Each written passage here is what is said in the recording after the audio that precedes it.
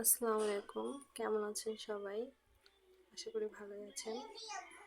তো চলে আসলাম ছোট্ট একটা ব্লগ নিয়ে। এটা হচ্ছে আমার আগের বাসার একটা ভিডিও করে রেখেছিলাম। সেটা আমি যখন 3 তলায় ছিলাম, এই বাসাটায় ছিলাম। তো আমি 2জন মানুষ থাকি, আমাদের জন্য এই বাসাটা অনেক বড় হয়ে যাচ্ছিল। আর এত বড় বাসা একা একা, কারণ এত বড় বাসায় 2টা বাচ্চা নিয়ে কাজ করা অনেক কষ্ট হয়ে যাচ্ছিল, খুবই কষ্ট ছিল। আমার 2টা বাচ্চা সারাদিন দুষ্টুমি করে, একবার এটা নষ্ট করে একবার ওইটা নষ্ট করে, এই মাত্র পরিষ্কার করব আবার কিছুক্ষণ পর নোংরা করবে, সারাটা দিন এরকম করে।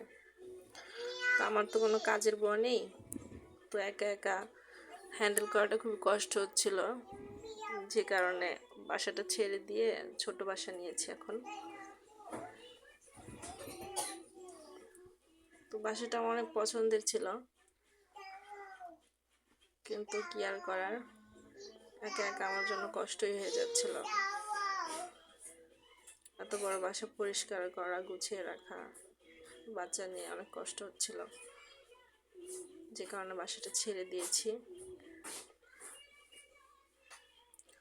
তো এই যে আমার রুমে রান্নাঘর ছিল, এটা রান্নাঘরটা বেশ বড়ই ছিল।